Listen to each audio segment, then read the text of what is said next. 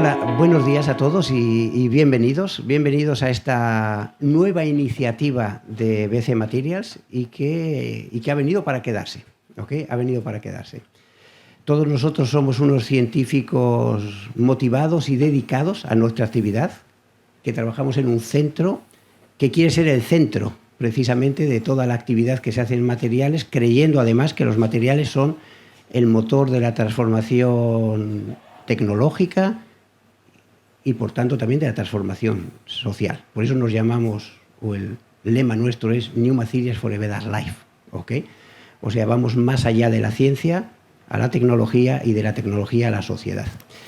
Desde este punto de vista hemos considerado esencial que la actividad científica se encuadre junto con todo lo que hace una sociedad, con la sociología, con la filosofía, con la literatura, con el arte. Somos al final una parte esencial, importante, pero no única, de ese emprendimiento tan maravilloso que es el ser humano y el vivir en sociedad, el vivir juntos, el construir algo en el que todos nos sintamos mejor. Entonces lo que comienza aquí es una nueva serie de eventos que es Materials for Society, materiales para la sociedad, ¿okay? Que es encuadrar efectivamente nuestra actividad en la actividad mayor que digo que es el vivir. ¿Okay? Entonces es un foro donde vamos a aprender mucho, ¿okay? Ahí utilizo las palabras, creo que son de Mark Twain, si no, disculpen el error de la literatura, pero me gusta más escuchar que hablar, porque nunca aprendo nada cuando hablo, solo cuando escucho. Entonces aquí venimos a escuchar mucho y a preguntar mucho, a debatir entre nosotros, a poner nuestras ideas al límite, a contrastarlas con gente que tiene otras perspectivas, otros saberes, otras inquietudes. Es decir, encuadrarnos, como digo, en este ámbito tan maravilloso que es la vida. Y entonces esta actividad la va a llevar a frente, la va a liderar, esa es la palabra, nuestro querido Dani, ¿ok? Por eso que va a ser espectacular, invitar a gente importante que efectivamente nos estimule y estimule estas discusiones. Y luego no podía comenzar de otra forma que aquí con José Mari. Por eso para mí es una honra, absolutamente una honra estar aquí sentado al lado de él, porque ya le tuve enfrente. José Mari fue profesor mío. El último libro que vi de él no fue esto, fue de mecánica de los materiales. Estoy seguro que este es más bonito, más interesante, pero aprendí mucho de él en el área de la física, tanto de la ciencia en sí, como la forma de tratar a los alumnos, la forma de dinamizar una clase, la forma de motivarnos a ser mejores en el día a día. También los laboratorios muy interesantes que tuvimos con él, fue espectacular. Y ahora, pues por eso, una honra estar aquí a tu lado y una honra absoluta para todos nosotros que seas tú el que comiences esta serie, que vino para quedarse y que siempre seas el primero. Okay. Muchísimas gracias, Enel. Es un placer por acudir por tu invitación.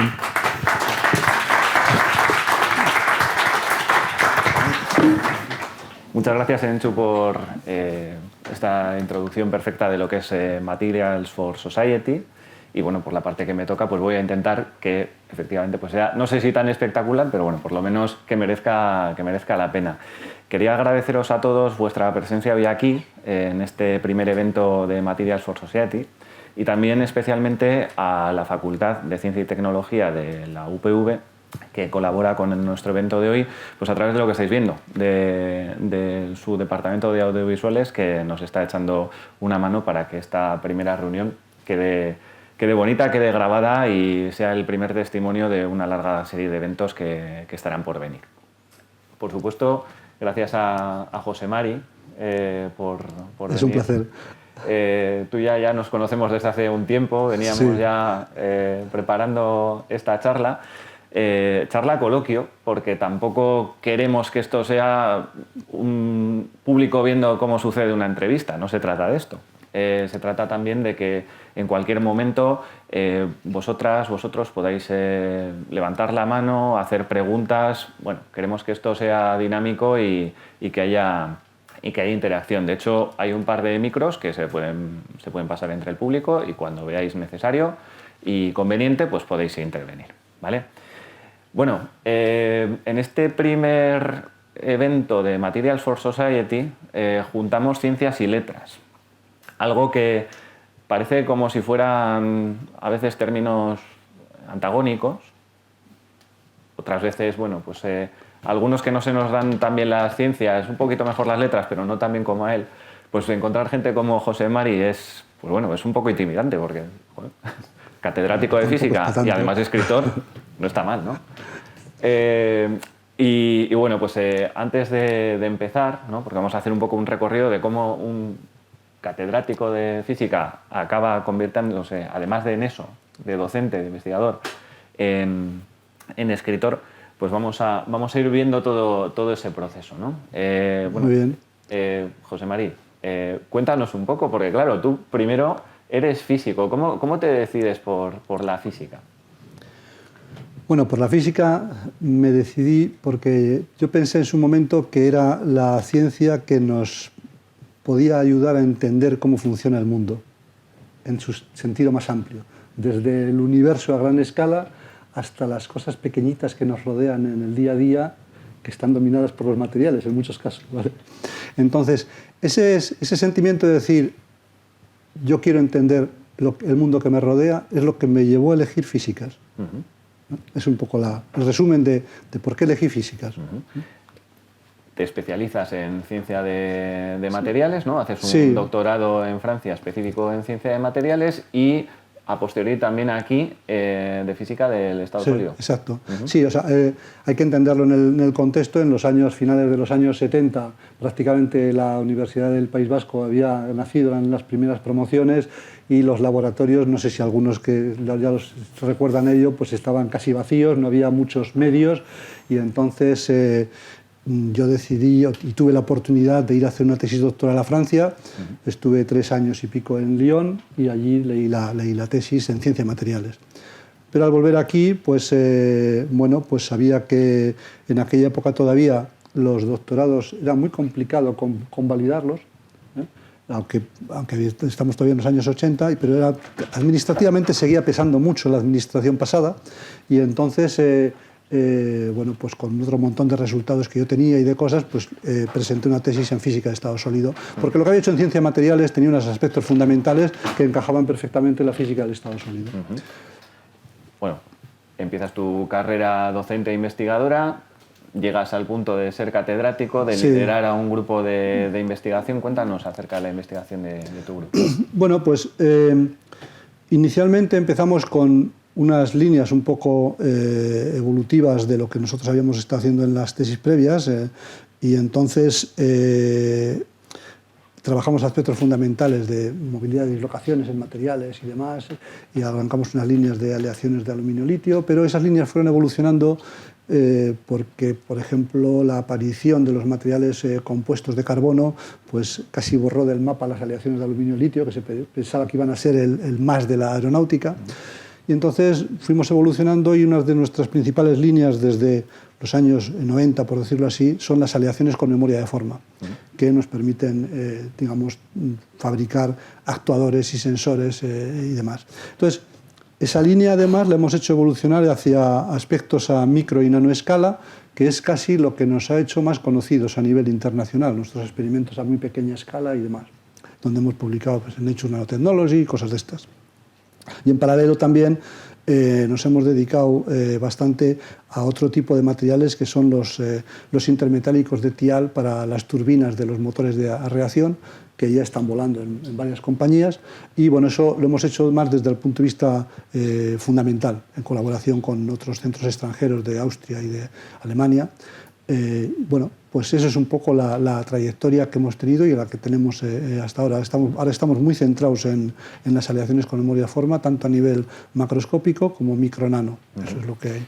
Sumas más de 200 publicaciones. Sí, ya sumen más. Sí, a lo que hay que añadir, pues, highlights, ¿no? Por decir una palabra así que se ha puesto de moda en los últimos años, como tu estancia como profesor invitado en el MIT, ¿no? En Boston. Sí, eso para mí fue una etapa muy bonita, yo diría muy importante. Es decir, hay que verlo un poco, llegar a los años 2005 más o menos, y habían pasado ya 10 años desde que yo estaba de catedrático, y la administración de la universidad me estaba dominando porque la burocracia te aplastaba. Y entonces dije, bueno, así no levanto cabeza. Entonces hay que abrir líneas nuevas, y yo tenía una idea precisamente de aplicar las aleaciones con memoria de forma a micro y nanoescala, pero en aquel momento no disponíamos de los equipamientos adecuados para hacer nada con ello así, y entonces pues contacté con un profesor del MIT. Allí tenían en el MIT, en conjunción con Harvard, porque uno de los equipos tenía que ir a hacerlo, tenían todo lo que hacía falta para desarrollar esa línea, y efectivamente me moví con un año sabático, un año el 2006-2007, y la verdad es que eso fue un salto importante en mi carrera profesional, del que me siento muy, muy orgulloso y que ha generado realmente un fuerte empuje a la investigación. De acuerdo, tenemos esta importante trayectoria científica, académica, investigadora, pero a la vez nos encontramos con que te gusta escribir, ¿vale? ¿Cómo son tus comienzos como escritor? A ver, mis comienzos, iba a decir, yo de pequeño, de chaval, hacía mis pinitos haciendo algunas poesías y tal, ¿no? Que las enviaba pues, a alguna revista de esta de tercera regional de pueblo, como se suele decir, ¿no? Y eso queda ahí. Me gustaba, más que escribir, un poco como decía Senén, más que escribir me gustaba leer, es decir, me gustaba escuchar lo que otros escribían, ¿no? Y bueno, pues leyendo fui generando una idea de por qué no escribir lo que uno tenía en mente. Es decir, de la misma manera que cuando uno hace una investigación y obtiene unos resultados bonitos y dice, creo que tengo algo que decir sobre ellos, va y escribe un paper, pues cuando uno tiene una idea y dice, pues esto creo que sería interesante contarlo, pues entonces surge la idea de ponerse a escribir. Y esa concepción y la génesis de la historia que luego he ido escribiendo, la fui preparando durante unos cuantos años, mentalmente solo. Pero ya llegó el año 2003, en unas vacaciones de verano, donde estaba más tranquilo, y entonces dije, esta es la mía. Ya me había llevado un cuaderno de anillas y un buen día de agosto, no me acuerdo el día, aunque lo tendré apuntado porque siempre escribo la fecha en la que empiezo a escribir, pues empecé a escribir una historia, que es la que estemos ahora, el primer capítulo de este. Y bueno, al principio escribía muy poquitas páginas al día, solamente porque me resultaba muy difícil plasmar las ideas que tenía en la cabeza sobre el papel. Yo me acuerdo que en aquel entonces mis hijos eran pequeños y al día siguiente pues solía leer lo que había escrito, ¿no? Y entonces era una experiencia muy interesante porque yo me sentía como un juglar de los tiempos antiguos, ¿no? Que cogían y iban a las plazas de los pueblos y leían lo que... leían, cantaban en forma poética o lo que sea, lo que sabían, la gente les escuchaba y les echaba unas monedas y tal, ¿no? Bueno, pues a mí no me echaban monedas, mis hijos, obviamente, pero la sensación era un poco esa, y eso realmente me animó a seguir escribiendo, ya de una forma más continua. Lo que pasa que nunca sabes hasta qué punto lo que estás escribiendo pues vale la pena, ¿no? Es como cuando uno escribe un paper y no sabe muy bien exactamente a qué nivel de revista lo va a enviar. Esto lo envío a yo que sé, a Journal de Physique, lo envío a Acta Materialia o lo envío a Nature Nanotechnology, ¿no? Es decir, a veces es difícil ser consciente del valor de lo que uno está escribiendo, ¿no? Y por eso yo retrasé bastante la edición de este primer libro, yo lo tenía entero escrito. Aquí hago un pequeño inciso, porque yo escribo a mano, soy un poco tradicional, y entonces, como no soy un mecanógrafo profesional, pues para escribir al teclado me tengo que concentrar en el teclado, y entonces no soy capaz de concentrarme en lo que quiero pensar. Entonces, mientras que a mano no hay problema, el escribir a mano no me distrae la mente y por consiguiente escribir a mano me permite una soltura, una agilidad de escritura que no me da el ordenador. Y después lo paso a ordenador y ahí es donde hago el primer filtro mío, ¿no? De decir, bueno, a veces escribes la frase y por escribir la idea que tienes no escribes la frase de forma correctamente perfecta, etcétera, o buscas otra palabra, te das cuenta que estás repitiendo palabras, tal. Bueno, y ahí es diferente. Entonces, ese oficio de escribir lo fui cogiendo poco a poco, pero como decía antes, esa, digamos, incapacidad de valorar hasta qué punto lo que estabas escribiendo estaba bien o no, hizo que escribiese todo este libro primero, y cuando ya prácticamente tenía el segundo libro acabado, entonces me decidí a lanzarme a la edición de a la edición ya como está aquí. Bien, y entonces describí que editar un libro no era tampoco una cosa tan sencilla, ¿vale? Es bueno, decir que, hablaremos de eso un poquito más adelante. Sí, sí. Quería preguntarte, porque has comentado que proviene, entiendo, ¿no?, esta historia de manera natural de las lecturas que ibas haciendo, ¿verdad? Sí, correcto. ¿Cuáles eran tus lecturas de referencia? ¿Quiénes eran tus autores o autoras que más Sí. o menos pues, te llevan por este camino, ¿no?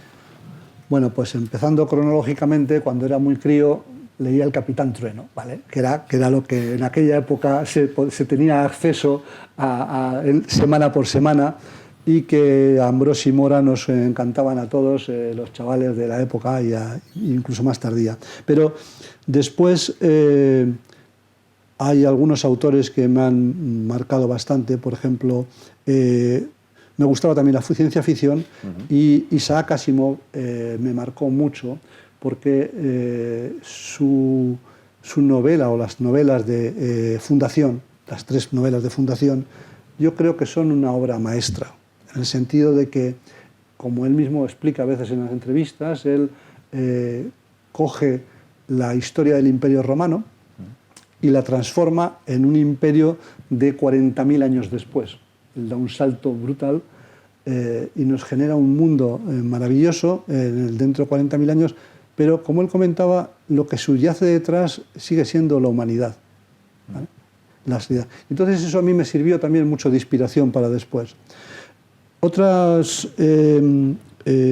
fuentes, digamos, de inspiración fue El Señor de los Anillos, de Tolkien, donde él realmente narra pues, una gran epopeya del bien y el mal a lo largo de milenios, ¿vale? Porque para eso los elfos vivían mucho, ¿no? y entonces eso también me sirvió de fuente de inspiración y de forma de escribir, ¿no? Y bueno, pues luego ha habido otros autores que he leído, pues no sé, el segundo tiene un punto de thriller. Bueno, pues en el punto de thriller pues he leído a Agatha Christie, o novelas de este estilo, y en algunos otros aspectos un poco, iba a decir, más oscuros que aparecen en la novela, pues también como fuente de inspiración en algún momento he tenido a Howard Phillips Lovecraft. Cuando él cuenta los mitos de Cthulhu, pues me impactaron en el sentido de que es una forma de meterte el miedo en el cuerpo sin decir nada. Es decir, allí no pasaba prácticamente nada, pero generaba una atmósfera tan opresiva que te atemorizaba, ¿no? Entonces, esa capacidad de transmitir determinadas ideas y de transmitir al lector unos sentimientos tan profundos, pues me parece que es una habilidad de los escritores muy importante. Tenemos todas esas referencias. Bueno, yo como lector, y aquí creo que también hay unos cuantos lectores y lectoras de las obras de José Mari, yo creo que de alguna manera esto que nos cuentas en determinados aspectos subyace, ¿no?, en la lectura de tus libros. Pero cuéntanos un poco, ¿qué es el Círculo Milenario? El Círculo Milenario es básicamente la lucha contra el bien y el mal. ¿Qué es exactamente? Sí, básicamente el Círculo Milenario es el círculo de la vida donde nosotros elegimos las cosas que hacemos y que se orientan hacia el bien y hacia el mal. Es decir, es un círculo de la vida en general donde la humanidad o las personas se perfilan de un lado o del otro. ¿Y por qué un círculo? Porque en el fondo son ideas que se tocan de manera, y también porque el círculo es un simbolismo de las culturas desde muy antiguo. Es decir, que desde el yin y el yang, que se enmarcan en un círculo, pero que a su vez están partidos en otros círculos intermedios, los círculos de los alineamientos megalíticos, o los círculos, por ejemplo, de los mundos milenarios nórdicos, ¿vale? Los 9 mundos, por ejemplo. Cada uno de estos anagramas tiene 9 círculos, uno por cada mundo, como se suele decir, ¿no? Entonces, la idea del círculo milenario es ese. Pero también yo hago una analogía que se une un poco con lo que habías comentado de la ciencia y las letras. yo no establecería una diferencia tan grande, porque, como comento en algún sitio, las ciencias y las letras, lo que entendemos por letras, no son más que pequeños segmentos, unas veces contiguos y otras veces disjuntos, del círculo infinito del pensamiento humano. No hay diferencia. Cuando uno hace un pensamiento filosófico, en el fondo está haciendo una reflexión. Cuando uno saca unas conclusiones de un trabajo científico, también está haciendo una reflexión. Y a lo mejor ambas reflexiones conducen en la misma dirección. Entonces, para mí el pensamiento humano es un círculo casi infinito. En las novelas es más el círculo de la vida entre el bien y el mal. Correcto. Llegamos al año 2020, después de esta trayectoria, ¿no?, que hemos ido siguiendo de tu profesión y de tu afición, sí, que es cuando ya por fin decides publicar sí, este primer volumen, que es Las sacerdotisas de Freya. ¿De acuerdo? Sí. Vamos a ir contando algo del argumento, lo Bien. suficiente como para que la gente le pueda atraer y no destriparle demasiado las cosas. Y para ello vamos a ver un pequeño vídeo que de verdad te felicito, porque desde tu editorial en Caligrama te están tratando muy bien. Sí. Vais a ver el vídeo, que parece digno de un lanzamiento de Pérez Reverte, por poner un ejemplo. El norte se inflama de terror y sangre. Shh, no pronuncies su nombre, y menos de noche. Dos jóvenes y un monje de misterioso pasado. El destino de la civilización está en sus manos. ¿Es la dama de la profecía del Apocalipsis? Las puertas del bien y el mal se han abierto. Los vikingos asolan Europa. Guerra, sangre y muerte. Hay esperanza mientras haya luz, vida y amor. Los años oscuros de la Edad Media. La verdad que nunca nos contaron. El bien y el mal luchan ya en el umbral del destino. Muchos hallarán la muerte. Quizás algunos el amor. El Círculo Milenario 1, ya disponible en Caligrama. Bueno, ya veis que a nivel de producción no le faltan recursos a José Mari. Sí. Esta primera novela, ¿no?, arranca en una abadía. Sí. Con la llegada de una misteriosa dama que Exacto. está de parto y quiere que la atienda pues un médico, ¿no?, un fraile. Exacto. Y bueno, y ahí se empieza a desatar un poco la trama y algunos de los personajes principales. Bueno, cuéntanos un poquito ese comienzo y hacia dónde nos lleva, pues lo que decíamos, para no dar la información justa para que quienes no lo hayan leído puedan hacerlo y no destripar demasiado, claro. Sí, en realidad, si hiciésemos una película, a lo mejor resulta que podía empezar con un flashback de una expedición que sale de Constantinopla, donde viaja un personaje importante, que es una princesa nórdica, y que efectivamente es la sacerdotisa de Freya. Es decir, la persona que en el mundo nórdico es respetada como casi como una diosa, le llaman, ¿no? Entonces ese flashback en realidad no se sabe hasta después, hasta el capítulo 4 o 5, una cosa así. Pero esta mujer está de parto, porque es la esposa de un rey nórdico, y quiere que le atienda un médico al que conoció precisamente en esa expedición. Esto lo puedo decir porque, digamos, se sabe en los capítulos primeros, ¿no? Y entonces hace el viaje desde el norte hasta la abadía que está, digamos, en una de las orillas del Sena, para que la atienda y le da luz a él, porque tiene confianza ciega en él. Pero, ¿qué es lo que sucede? Pues que las cosas se complican, porque si no, no habría novela. Y en ese mismo momento confluyen que hay otras personas que también están interesadas en ese médico. Y es precisamente un jefe vikingo que también quiere que la atienda ese médico. Entonces ahí confluyen las historias en una introducción más o menos un poco dramática, ¿no? Y lo que sucede es que a dos de los protagonistas, que son Ray y Elsa, que se aparecen en el primer capítulo, pues los vikingos que han llegado a la abadía, pues voy a hacer un pequeño spoiler chiquitín, ¿no? sin pretender destripar la obra, ¿vale? Pues los raptan como garantía de que las cosas van a funcionar bien, ¿no? Y entonces, en realidad, yo ahí lo que quiero transmitir de algún modo en ese momento es, pretendo establecer siempre un diálogo con el lector y decirle al lector, bueno, ¿y tú qué harías en esta situación? Nosotros actualmente vivimos una situación de confort permanente y la pregunta que le hago al lector es, bueno, ¿y si de repente cogiese a alguien y te sacase de tu situación de confort realmente y te llevase en otro sitio radicalmente diferente, ¿cómo reaccionarías?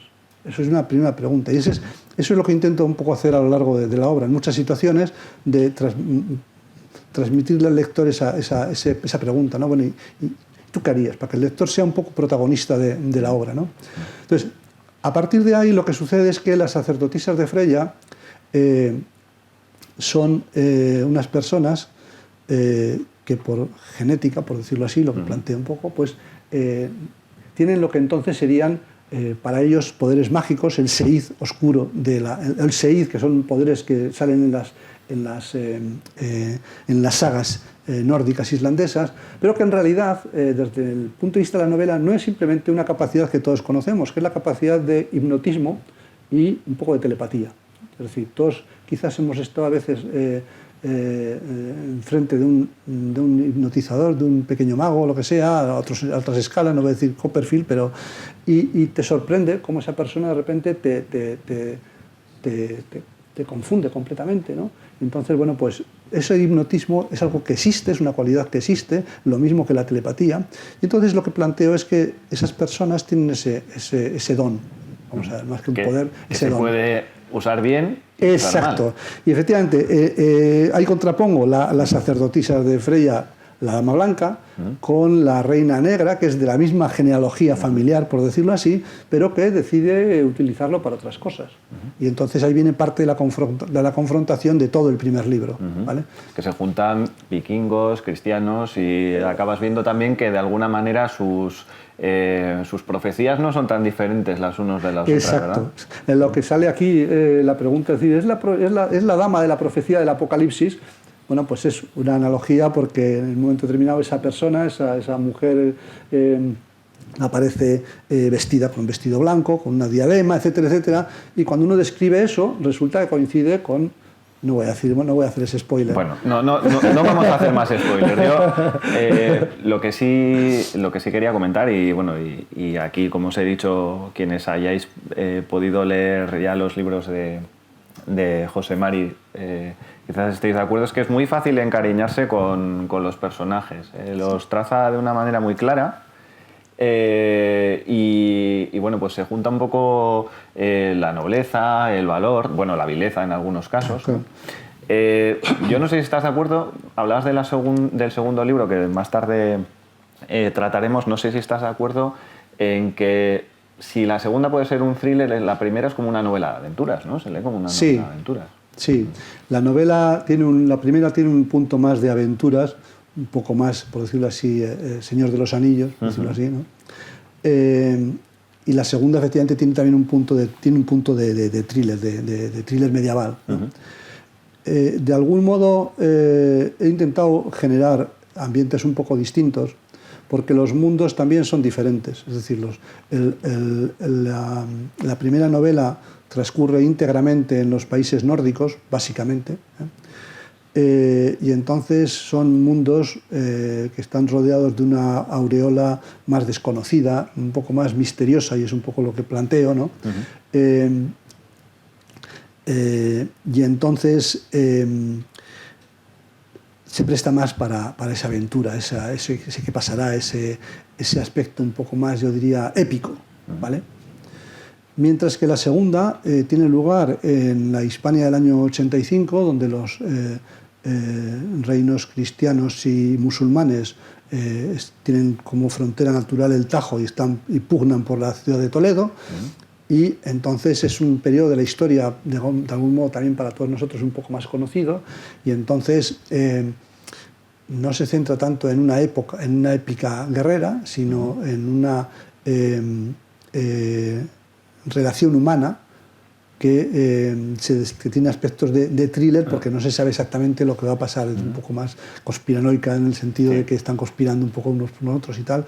Y bueno, pues ese es un poco Sí, un periodo histórico que además se prestaba a conspiraciones, ¿no? Entonces, claro, entre medio, a ver, yo si quieres hacer un inciso, lo que subyacía en mi cabeza detrás es la reflexión siguiente.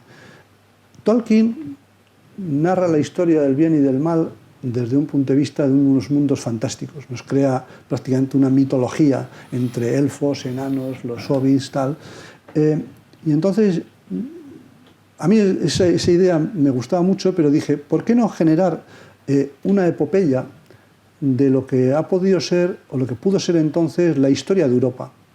La génesis de la historia de Europa, que también obedecía a enfrentamientos entre unos mundos y otros. Por ejemplo, en la primera hay un encontramiento de culturas entre el cristianismo que se expandía hacia el norte y los mundos nórdicos paganos, que a su vez se verá en la tercera, que aparece Islandia, donde ellos decidieron en el año 1000 que iban a seguir la religión cristiana, tal. Entonces, hay una confrontación, y esas confrontaciones también yo procuro trasladarlas al lector para decir, bueno, pues, ¿cómo lo ves, no? O sea, en cambio, en el segundo es una confrontación entre dos mundos distintos. Están los reinos cristianos y los reinos musulmanes. Y a su vez se imbrican, y a veces pues hay conversaciones que intento que sean bastante bonitas entre, yo qué sé, pues el cadí de Toledo, ¿no? Y uno de los protagonistas, donde digamos que el bien y el mal no es una foto en blanco y negro, ¿vale? Es una foto con una infinidad de tonalidades grises, ¿vale? Y entonces, Entonces yo dije, ¿por qué no coger y en la historia de Europa hacer una epopeya que narre ese encuentro entre el bien y el mal en muchas situaciones diferentes? De acuerdo. Mira, como nos has dado pie a hablar del segundo libro, también como no, tiene un vídeo de introducción. Entonces vamos a aprovechar para verlo. Hispania. Año 1085. Los reinos musulmanes y cristianos luchan en una guerra sin fin. Nadie sospecha que la Reina Negra, la hechicera Sei, ambiciona dominarlos a todos. Un dracar ha desembarcado en Al-Ándalus a su más letal asesino. Jacobo, un escudero real, deberá penetrar furtivamente en la ciudad de las 1000 sombras. Dentro conocerá a una princesa árabe de dorados cabellos, a la misteriosa concubina del emir y a una joven de ojos esmeralda. El asesino ya está dentro y acecha en las sombras de Toledo. Y también un ignoto arquero, el Ángel Negro. Una historia de lealtad, de traición, de amor y muerte, en los años oscuros de la Edad Media.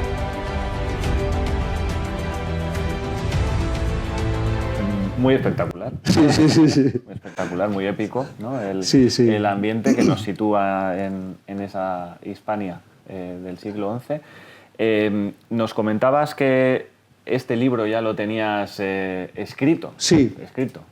Cuando publicas Correcto. el primero, pero dejas un tiempo prudencial pues para que el primer tomo vaya cogiendo vuelo comercial, ¿no? Por así decir.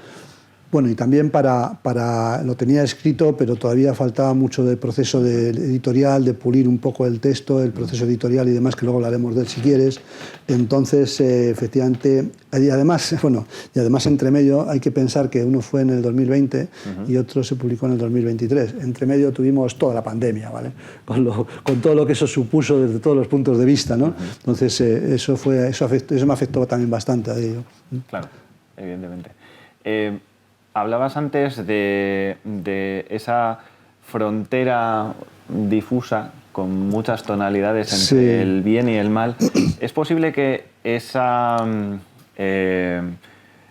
diferenciación, esa frontera más gris, se vea más en el segundo libro que en el primero? Y dicho esto, también puede ser, pienso, un ¿Una evolución también tuya como escritor a la hora de trazar los personajes? Puede ser. Digamos, todavía no tengo mucha trayectoria profesional, pero puede ser que efectivamente sea parte de una evolución mía. Pero es cierto lo que dices. En el primero los personajes son, iba a decir, más malos y más buenos, ¿vale? Y están más condicionados por una cosa y por otra. Entonces, pero quizás eso también es un requerimiento de la épica, iba a decir, de la épica guerrera, por decirlo así, ¿no?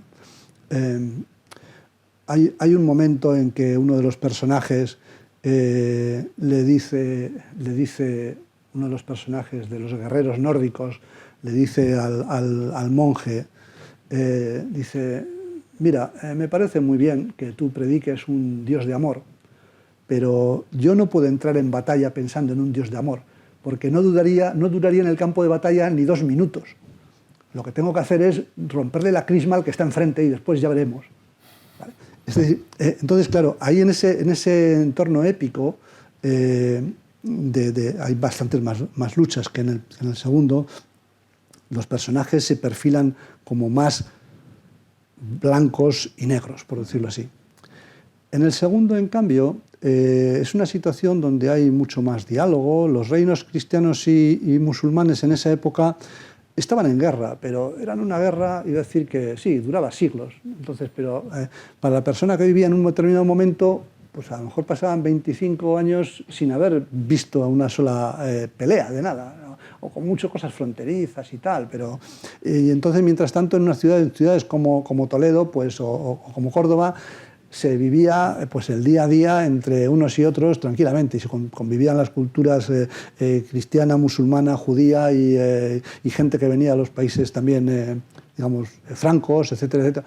Y bueno, allí aparentemente no pasaba nada. Entonces, pero eran más una pugna, iba a decir, dialéctica de entonces, que se ve bastante de posicionamientos, pero no tanto. Y entonces en esos posicionamientos filosóficos, hoy diríamos ideológicos, ¿no? Pero entonces eran un poco más filosóficos, es donde efectivamente la idea del bien y mal se difumina, porque cuando habla el cadí de Toledo, pues es un sabio, un auténtico sabio, o cuando he visto que ha seleccionado, creo, una frase de uno del general musulmán que dice, la compasión no es una debilidad humana, es un deber. Es decir, que en todas las culturas tenemos, digamos, argumentos morales muy fuertes, y entonces eso ayuda a que, ojo, hagamos distinciones, ¿no? O sea, pero es más difuso, ¿eh? De alguna manera te lo pedía la narrativa, ¿no? de cada obra. Sí, la narrativa me lo pedía bastante. Si bien puede que tenga razón, yo no soy quien para decirlo. Porque creo que eres el mejor para decirlo. No te creas. Mi propia evolución me resulta difícil a veces estimarla. Solo la va a poder estimar el lector cuando lea a lo mejor toda la saga y dice, mira, del primero al último he ido evolucionando un poco así, porque uno mismo a veces no se da cuenta de cómo evoluciona, ¿no? Lo que sí sucede a veces es que ya después de 2 libros yo me doy cuenta que cuando has creado unos personajes, los personajes no te dejan hacer lo que tú quieres. Puede parecer un poco raro, ¿no? Decir, a ver, pero tú has creado el personaje, pues el personaje hará lo que tú le digas. El escritor dice, no. Porque si has creado un personaje con una cierta personalidad, con una cierta forma de ser, etcétera, etcétera, a mí me ha sucedido a veces escribir 2 páginas enteras de lo que va a hacer en una secuencia a continuación o de lo que va a decir uno de los personajes y acabar la secuencia y decir, es como si el personaje me dijese, no, yo borra eso porque yo no lo voy a decir, ¿eh? Y entonces te das cuenta que efectivamente eso que habías escrito no es coherente con la trayectoria de ese personaje y entonces tienes que quitarlo. Los personajes cobran vida y esa humanidad de los personajes es la que a veces te hace modular las cosas, ¿no? Es interesante esto que comentas de la creación de personajes porque yo desde el punto de vista de haberte conocido, ¿no? hace ya un tiempo y de leer tu obra, siempre pienso en esa parte del escritor, ¿no? O sea, tú no eres un escritor profesional, tú tienes que dedicarle parte de tu tiempo de ocio. Digamos que has ido aprendiendo un poco sobre la marcha. Ya nos contabas un poco cómo es tu proceso de escritura, primero manual, luego... Pero esa disciplina que uno necesita, ¿tú te impones una disciplina específica de objetivos? ¿Cómo lo haces? Bien, bueno, lo cierto es que, aunque sea un escritor novel como tal de novelas, pues no sé, llevo varios miles de páginas escritas para los papers científicos, y quieras que no, eso también te ayuda, porque te ayuda a concentrar las ideas para ser capaz de transmitir la idea que tú quieres, ¿vale? Entonces, disciplina. A veces me resulta un poquito complicado porque, como suelo comentar, me pagan por otra cosa, me pagan por hacer ciencia, y entonces no me puedo dedicar cuando quiero escribir. Pero normalmente en fines de semana, no todos, pero en fines de semana y sobre todo en vacaciones, pues efectivamente avanzo bastante. Entonces la disciplina, ¿en qué consistiría mi forma de trabajo? La idea general de la obra la tengo ya perfilada y anotada, ¿vale? Anotada en el sentido de los periodos tal, digamos, tanto de estos dos como de los otros dos que siguen. La idea general de la obra la tengo ya completa, pero son esquemas. Luego tienes que empezar a enfrentarte a la hoja en blanco y tienes que empezar a poner capítulos uno tras otro. Entonces yo digo, vale, primero en tales capítulos, yo que sé, en estos 8 capítulos yo voy a desarrollar esta parte de la historia. Entonces, capítulo 1 voy a tratar estos temas, el 2 voy a tratar esto, tal. Entonces me hago un esquema capítulo por capítulo de lo que yo quiero ir transmitiendo, y a continuación tendría que ponerme a escribir. A veces lo puedo hacer y otras veces no, porque digo, bueno, pero yo voy a hablar en este capítulo, en este entorno geográfico y en este entorno histórico, y me tengo que documentar. Y a veces me tengo que documentar durante 3 meses, leyendo cosas, tal. Esa labor de documentación es entretenida, pero a veces, voy a decir un poco, al final un poco, como diría yo, no frustrante, pero sí dilapidadora de tiempo, porque muchas veces estás leyendo un montón de cosas y al final decides que la vas a condensar en 3 líneas, ¿vale? Porque no da para más, porque en el fondo estás escribiendo una novela, no estás escribiendo un libro de historia, y no pretendes aburrirle al lector dándole una narración de qué es lo que pasó aquí y allá. ¿Te es fácil desprenderte de toda esa mochila de documentación y ir a lo esencial? No es fácil, pero lo tengo asumido. O sea, lo tengo asumido porque yo soy el primero que dice a mis doctorandos, dice, una cosa es lo importante y otra cosa es aquello en lo que se te ha ido más tiempo de trabajo. Y a veces en lo que se te va más tiempo de trabajo no es en lo que realmente al final resulta importante. No concentres, no dividas tu obra en base al tiempo de trabajo, sino en base a los aspectos importantes. Entonces, en la escritura pasa lo mismo.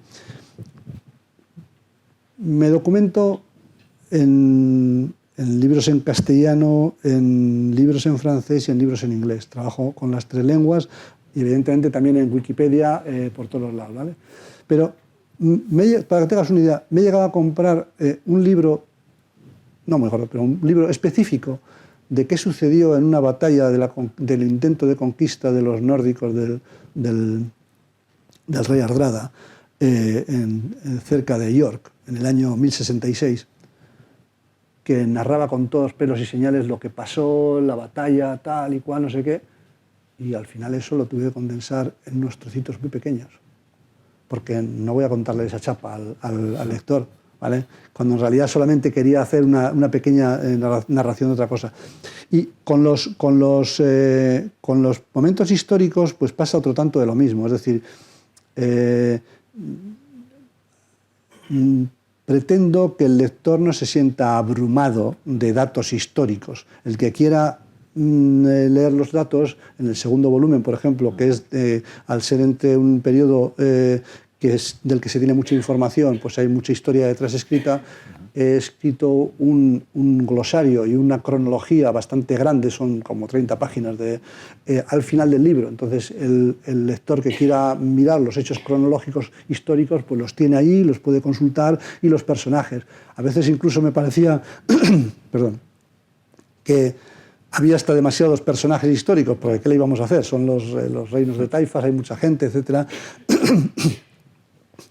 Pero bueno, esa labor de documentación la tienes que hacer porque tú mismo tienes que saber en qué marco estás poniendo las cosas. Sí, necesitas un andamio, ¿no? Claro, necesitas un andamio. Entonces yo, para construir ese andamio, yo me documento de libros de historia de profesionales de la historia. Es decir, que, por ejemplo, de un libro del profesor Manzano de la Universidad de Córdoba, pues que describe cómo era la Córdoba de los años finales del califato de Córdoba. Entonces, bueno, pues son libros que me resultan muy útiles para sacar información, pero sobre todo para impregnarme de cómo se vivía en la época y poder después transmitirlo un poquito, en una pequeña dosis, al lector correspondiente, ¿no? Porque, como se suele decir, si tú no lo entiendes, no lo puedes transmitir bien. Entonces, bueno, ahí la labor de documentación. Esa labor a veces me frena durante bastante tiempo, hasta tener las cosas claras, pero una vez de que ya paso esa fase, a lo mejor puedo escribir bastante, muy de seguido, durante, iba a decir, sobre todo en vacaciones, pues durante a lo mejor un mes y medio, avanzar muchísimo en el libro. Es evidente que tú esto lo haces por afición, ¿vale? Pero muchas veces cuando oyes hablar a escritores y escritoras consagrados, muchas veces hablan del hecho de la escritura como algo casi hasta traumático, ¿no? Que acaban odiando lo que escriben porque les exige un nivel de autoexigencia, de creación, ¿no? que bueno, pues se hacen un poco la vida imposible a sí mismos. Yo supongo que esto no te sucede a ti solo. Yo no sé si hay alguien dentro de la gente que está hoy con nosotros que haya escrito, quiera escribir, no sé, ¿alguien? Guillermo. Aparte de papers. Bueno, no sé si les puedes recomendar que escriban, porque claro, tú se supone lo que te digo, que lo haces por afición, que te es placentero, que nunca te vas a obligar, ¿no? Digo yo, a más de lo que estés dispuesta a soportar, pues no es tu profesión. Pero, claro, eso me ayuda mucho. Pero eso claro, ¿animarías a alguien a hacerlo? Sí, porque yo diría, quien tenga una idea para contar, pues que se anime a escribirla. Evidentemente al principio le puede salir un poquito chunga, como se suele decir al principio, ¿no? Porque al principio pues luego tienes que retocar mucho, porque lo primero que has escrito, pues hombre, luego lo lees tú y dices, un poco tal, ¿eh? Pero si tiene algo que transmitir y demás, pues que se anime a escribirlo, porque a mí, por lo menos, me resulta en cierto modo relajante. Todo lo contrario que dicen algunas declaraciones de profesionales, ¿no? Pero ahora voy a comentar, yo creo, cuál es la diferencia importante. Porque yo cuando estoy escribiendo estas historias, me salgo del mundo. Se me olvidan los problemas cotidianos, la burocracia, lo otro, los problemas, tal, y me meto en la Edad Media, tal, y a lo mejor los problemas es que no me asesinen por la espalda, ¿no? Porque es lo que va en la trama. Y a mí me resulta muy agradable, y le dedicaría más tiempo si pudiese probablemente. Pero hay una diferencia importante entre un escritor, no solo Nobel como yo, y un profesional, y es porque a mí me pagan por otra cosa. A mí me pagan por hacer ciencia y por eso lo tengo que dedicar. Pero aquí todo el mundo es científico y voy a poner un ejemplo para establecer un poco esa diferencia. Uno se puede imaginar que su salario del mes o del año dependiese de que te aceptasen un paper o no. Entonces estarías con un estrés de la leche escribiendo el paper. Porque dirías, es que cómo pongo esto, es que tal, es que mira, que pongo aquí y me lo rechazan, me quedo sin cobrar un año. Eso es un poco lo que les pasa a los escritores profesionales. Yo qué sé, que tienen que escribir una novela prácticamente al año o cada 2 años, lo que sea, porque viven de ello, son profesionales de eso. Entonces, evidentemente, si la responsabilidad de esa escritura va a ser tu salario de todo el año, es decir, si vas a poder vivir al año siguiente o no, es un poco agobiante. ¿Vale? Hablábamos antes de Caligrama, de la editorial que te edita.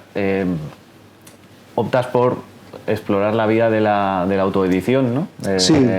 Cuéntanos un poco para la gente que igual es un poquito más ajena al mundo, ¿cómo funciona esto de la autoedición brevemente? Porque me imagino que es un mundo. Bueno, a ver, ¿por qué yo elijo la autoedición? Que a veces te dicen que no es lo mejor o deja de serlo.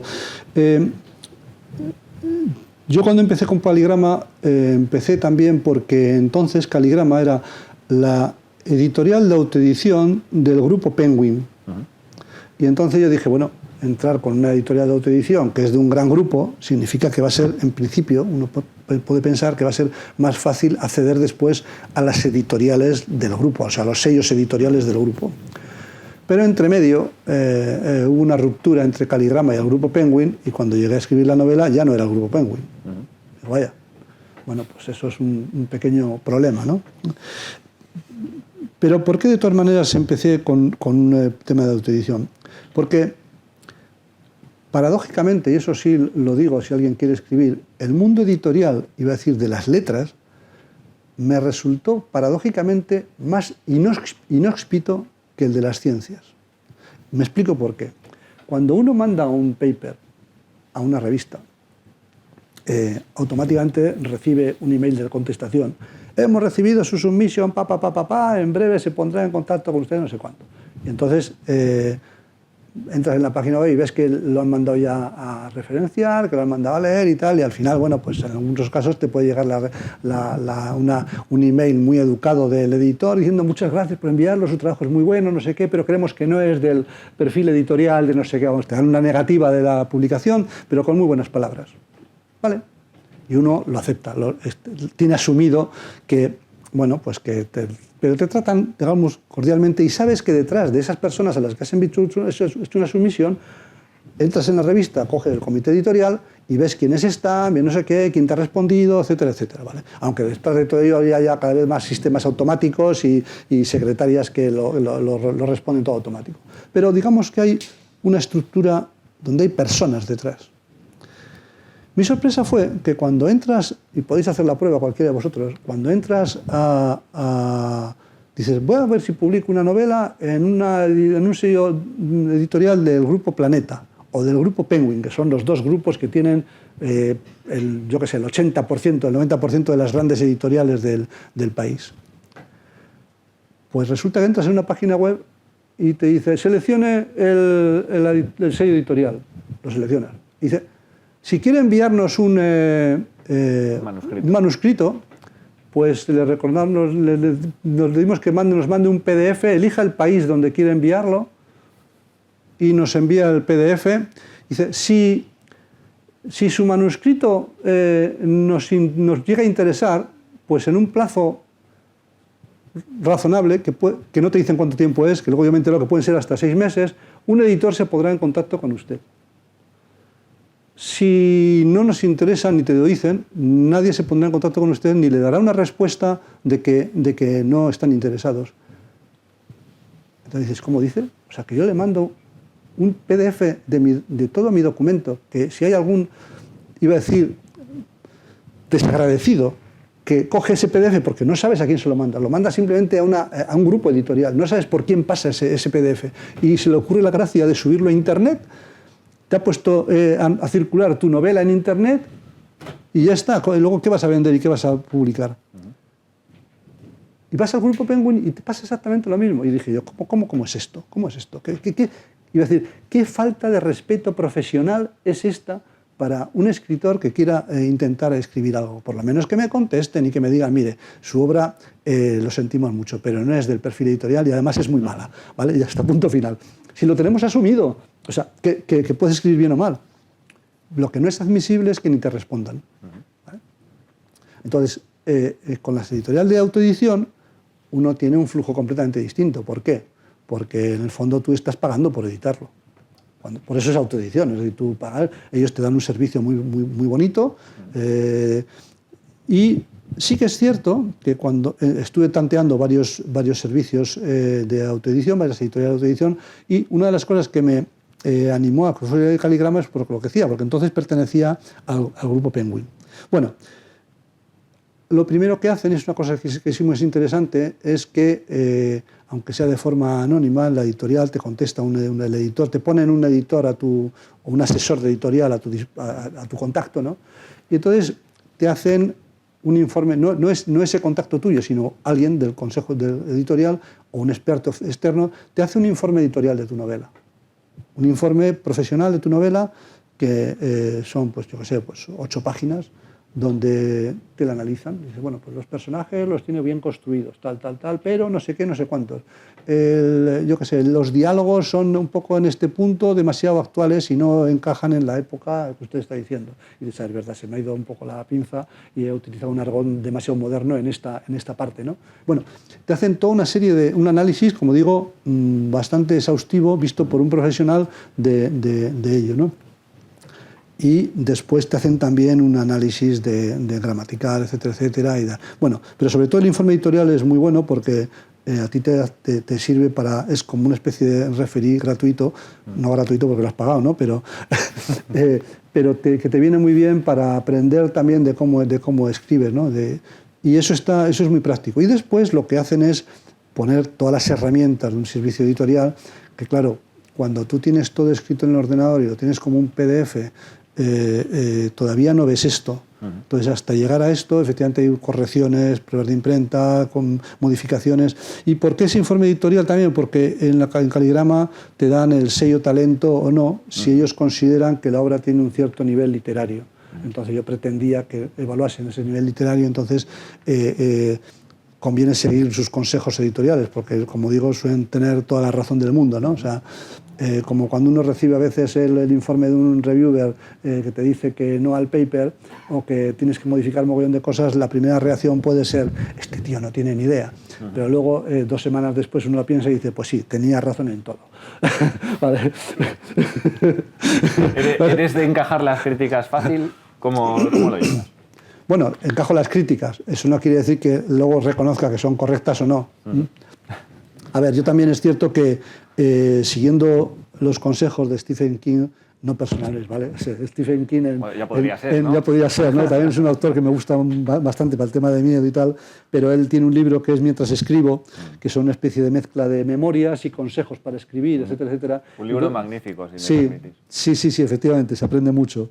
Entonces él dice, bueno, si estás escribiendo, te dice, da los consejos, dice, conviene que tengas al menos un par de personas que lean lo que escribes y con toda confianza, iba a decir, sean incondicionales tuyos, pero con la confianza de decirte que lo que estás haciendo está mal o que lo que has escrito no es bueno. Y entonces esas personas te pueden decir francamente, mira, este capítulo es un rollo, es aburridísimo, ya lo puedes tirar a la basura o reducirlo a 5 líneas. O aquí pasa esto, aquí pasa lo otro. Entonces, bueno, yo tengo también un par de personas que me hacen un análisis, por una parte, de coherencia de la obra y por otra parte, de estructura gramatical, de edición, de historia. Mi hermana es la única de la familia que ha hecho letras, mi hermana Lourdes, está en la Biblioteca Nacional y ella me lee los primeros manuscritos. Cuando yo ya los estoy dando por buenos, me los lee y me hace un análisis muy bonito para ello. Entonces eso también es importante y quiero transmitirlo también a los posibles candidatos a escritores, que es interesante tener esas personas que te leen y que te dicen, no, mira, esto así no va o tal o cual, ¿no? Y ahí es donde viene a aceptar las críticas, de decir, hombre, me dicen esto. Las críticas yo creo que hay que verlas con un poquito de perspectiva, es decir, no reaccionar a la crítica en el tiempo t igual a 0, sino dejar un cierto tiempo para reflexionar, porque pasa eso. En el momento inicial dices, ¿pero qué dices? No. Pero después lo piensas y dices, pues sí. ¿Vale? Entonces, suele suceder. Suele suceder, ¿no? Sí. Bueno, llegamos a un punto en el que ya has publicado tu segundo libro y estás preparando el 3er volumen. Sí. entiendo, ¿última trilogía o cómo te lo planteas? No, y ahora voy a hacer un inciso que es interesante, sin querer hacer ningún tipo de spoiler, ¿vale?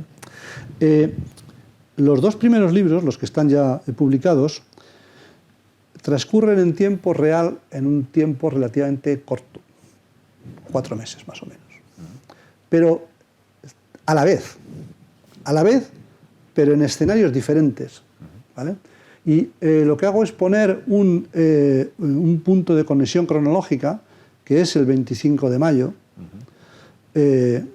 porque sale ese dato en los dos libros, ¿no? En un libro sale como que acaba de fallecer el Papa Gregorio VII y sale en la primera novela. Y el 25 de mayo es el día que el rey Alfonso consigue la rendición entra en Toledo y entonces vuelve a salir la misma noticia. Entonces el lector avezado relaciona y dice, entonces todo esto está sucediendo a la vez. De manera que cuando una novela está acabando, está viendo cómo puede luego relacionar con cómo está acabando la otra. ¿Por qué pongo esa relación? Porque esas dos novelas transcurren en mundos aparentemente disjuntos, pero esos dos mundos se van a ir juntando. Bueno, en el segundo ya aparecen personajes, la reina Schleigel y demás, ya empiezan a aparecer personajes de la primera obra. Aparece al principio y después a mediados y al final, ¿no? Van apareciendo los personajes de la primera obra que al lector ya le dan la pista de decir esto aquí se está liando con la obra anterior, ¿no? Y en el tercero esos dos mundos confluyen precisamente para darnos la pauta de lo que está sucediendo realmente a nivel global, porque en el primero transcurren en los países nórdicos, digamos Dinamarca, Suecia, Noruega, Francia por la Abadía y demás, y el segundo transcurre prácticamente en Hispania. Pero ya salen pinceladas de los países del Rin, del reino alemán, etc.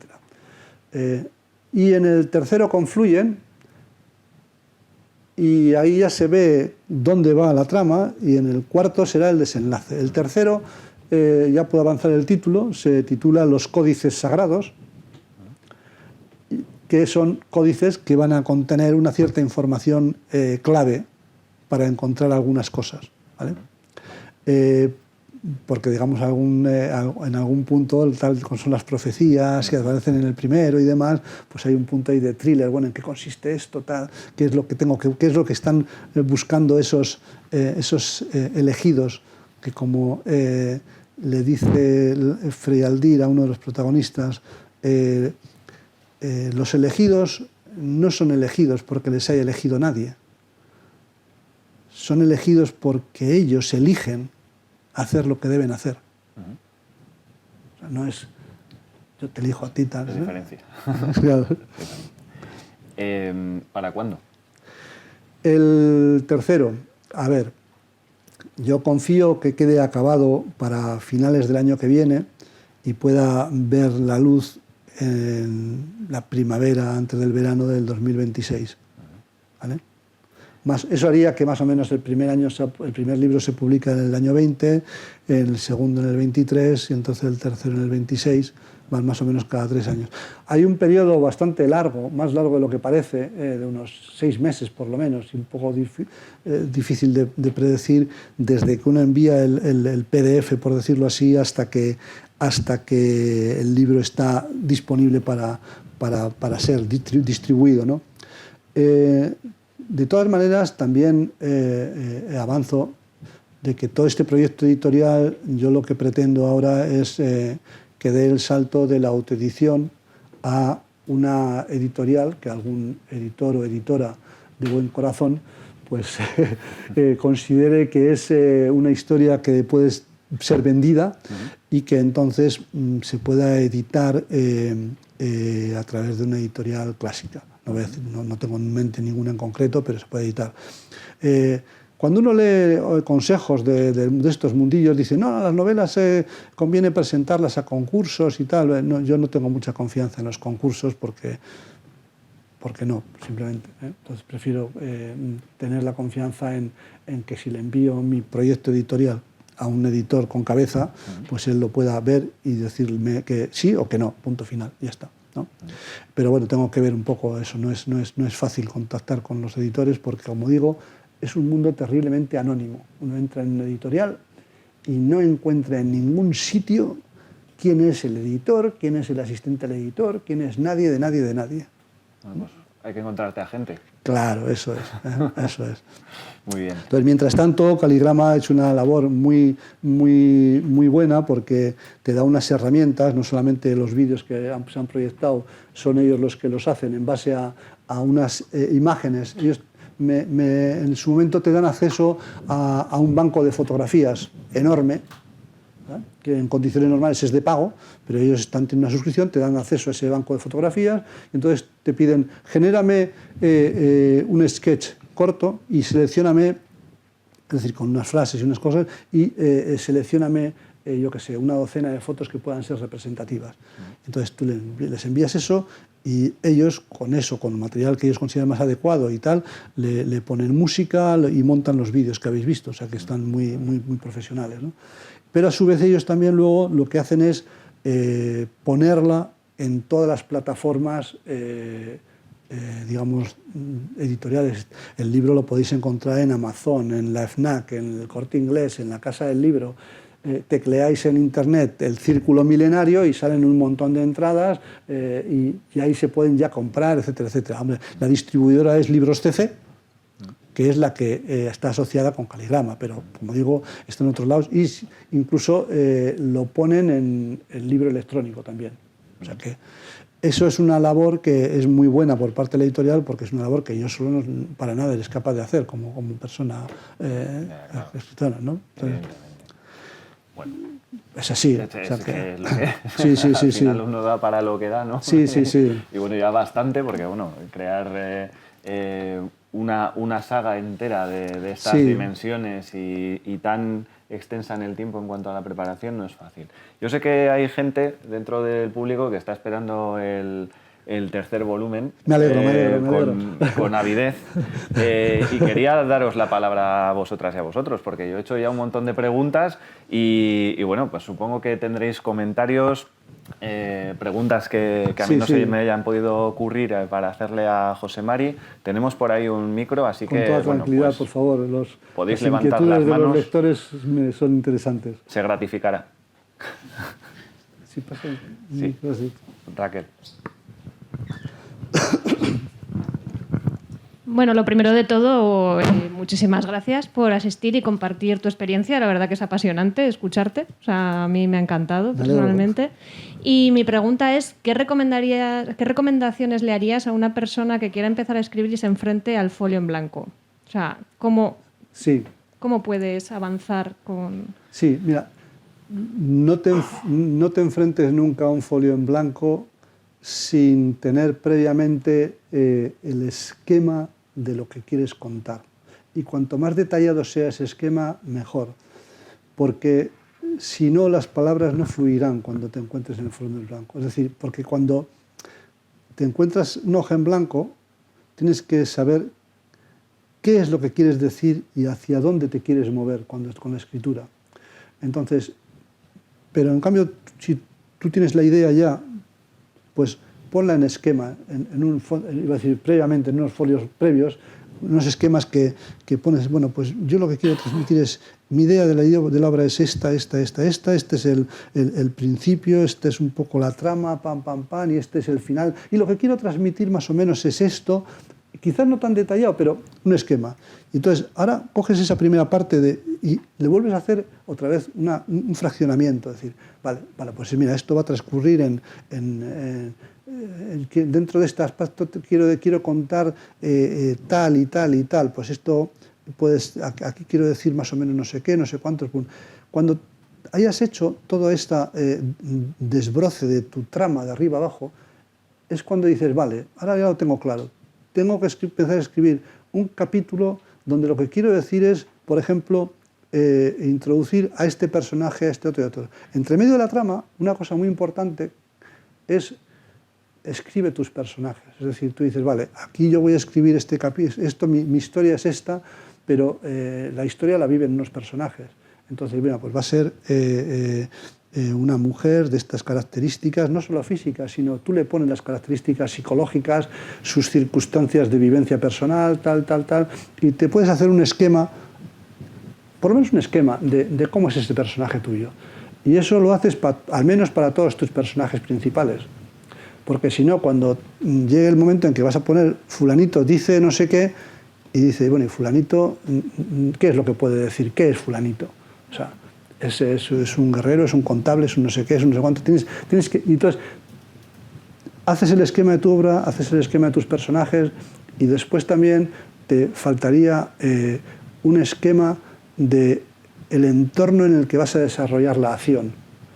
A ver, mi acción se mueve por toda Europa prácticamente, pero básicamente a veces es en el interior de una abadía, es en un barco que está navegando, tal. Entonces también te tienes que documentar un poquito sobre los entornos esos donde va a transcurrir la acción.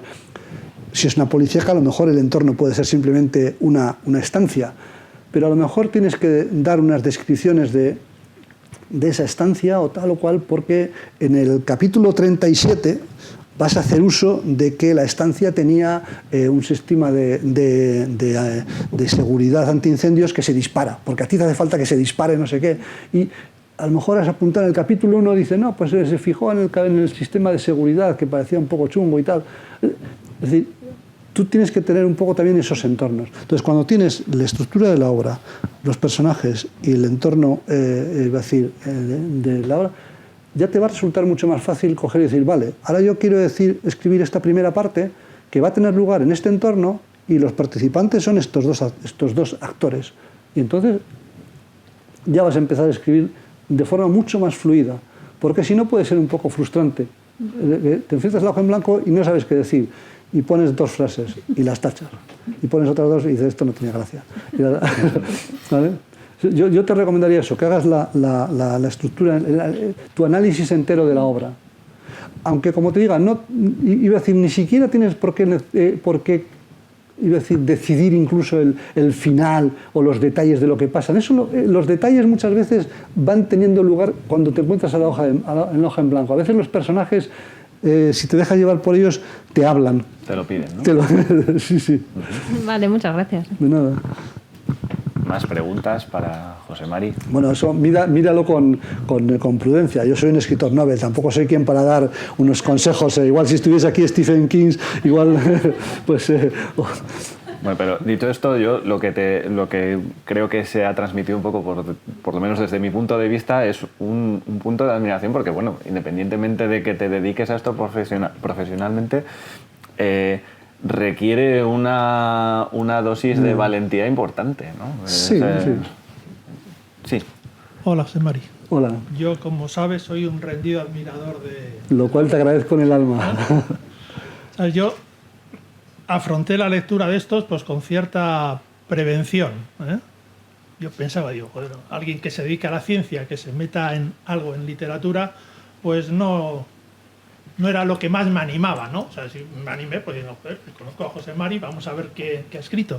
Y la verdad es que me quedé gratamente impactado. Muchas gracias, eso es un piropo muy bonito. Eso es que me pareció que la calidad literaria de la obra me parecía magnífica en comparación con otras de gente que se supone que ya es profesional de ello, ¿no? Y aquí no se ha hablado de que también hay una parte aquí que además de prosa hay una parte de verso.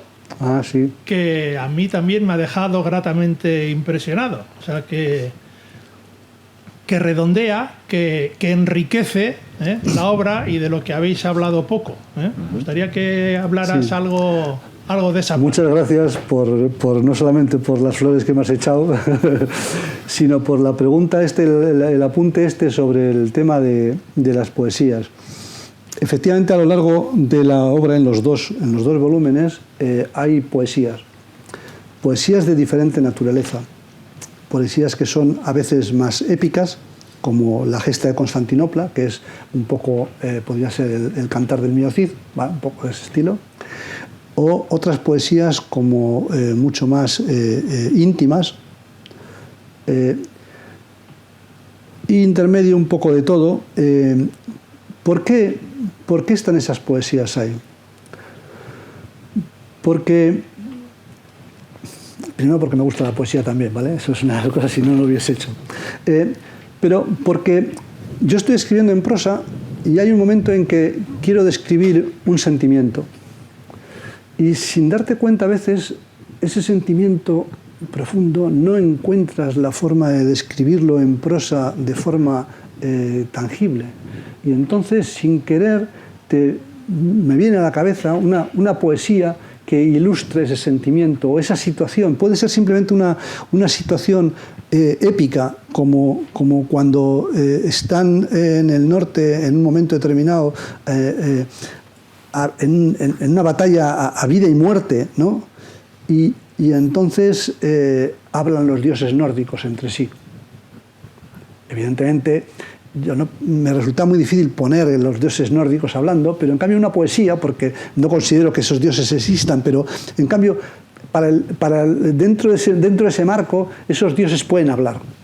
Y entonces hay un diálogo entre Odín con las valquirias y las otras dioses nórdicas, y decir, vale, vamos a echar, y al final lo que transmiten que es, vamos a echar una mano a esos humanos que les hemos puesto ahí, ¿vale? Entonces, la poesía surge como una forma de transmitir un sentimiento complicado de expresar de otra manera.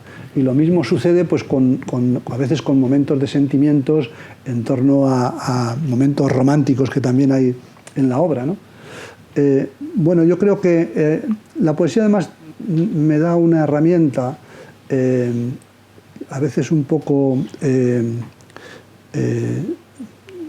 simbología, en la que el lector puede hacer su propia interpretación mucho más fácil que con la prosa. La prosa dice lo que dice, ¿vale? La poesía también dice lo que dice, pero siempre es un simbolismo detrás y el lector lee esa poesía y le transmite, a uno le transmitirá una cosa, a otro le transmitirá otra cosa, y dejo que el lector haga su propia interpretación, su propia divagación de esa poesía. Le puede transmitir cosas diferentes a uno y a otro. Que como digo, puede ser en circunstancias diferentes. Es decir, ¿qué sintieron las gentes de Toledo cuando la ciudad se rindió al rey cristiano? Nadie lo sabe.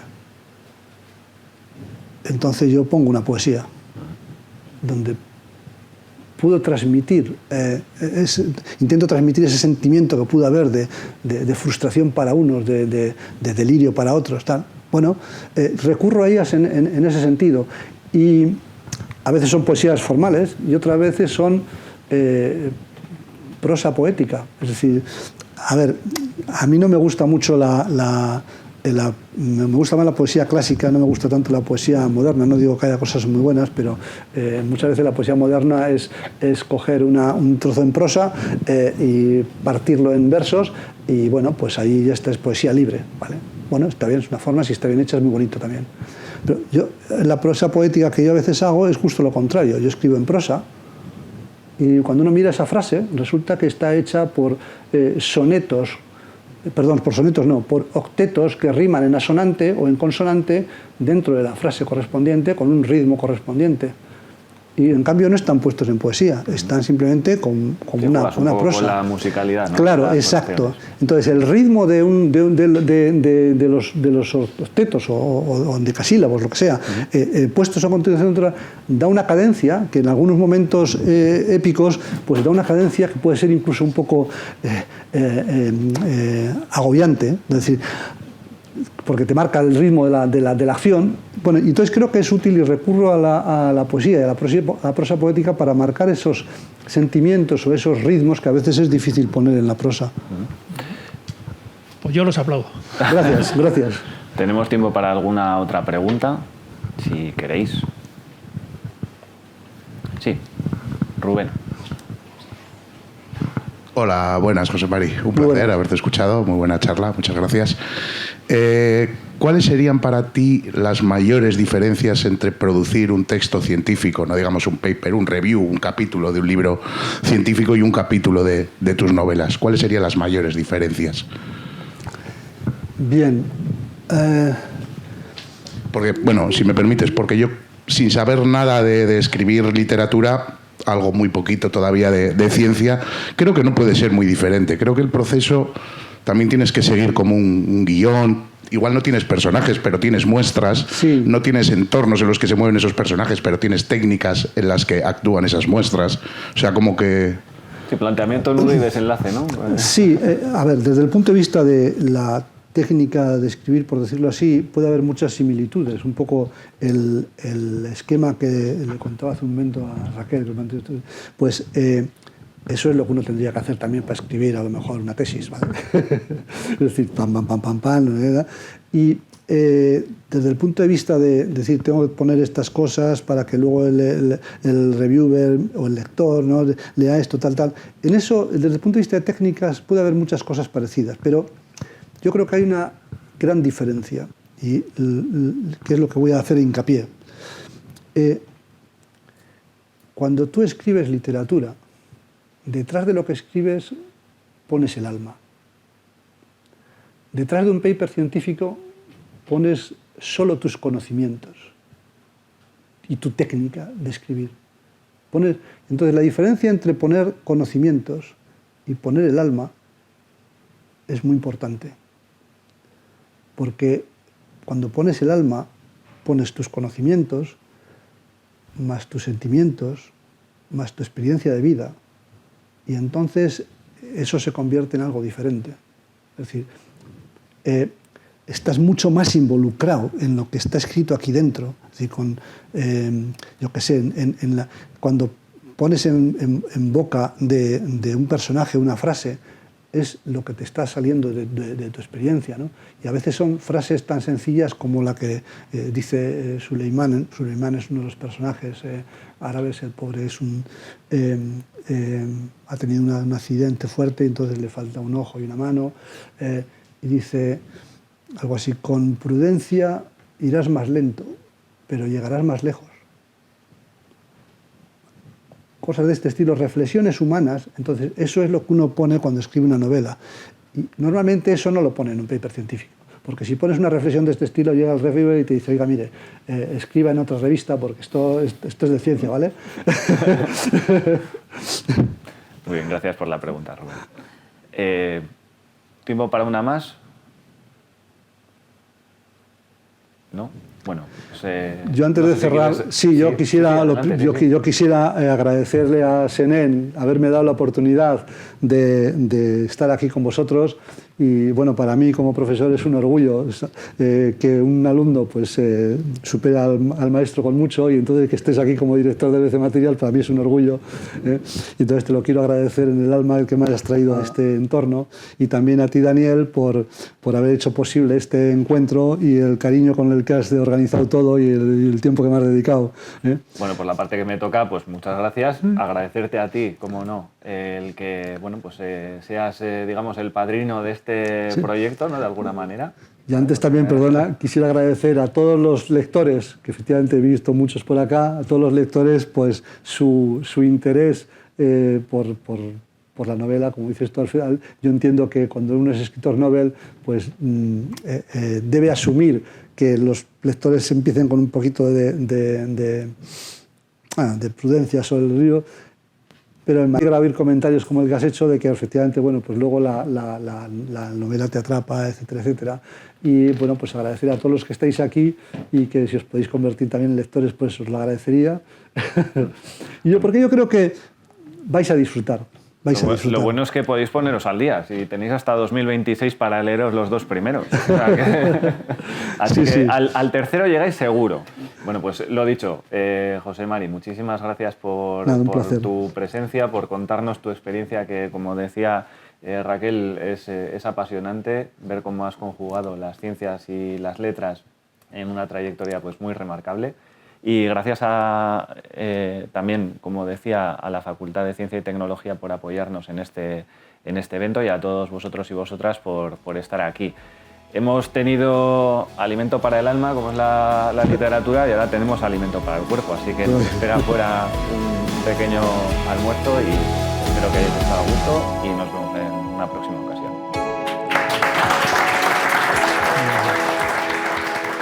Muchas gracias. sobre todo.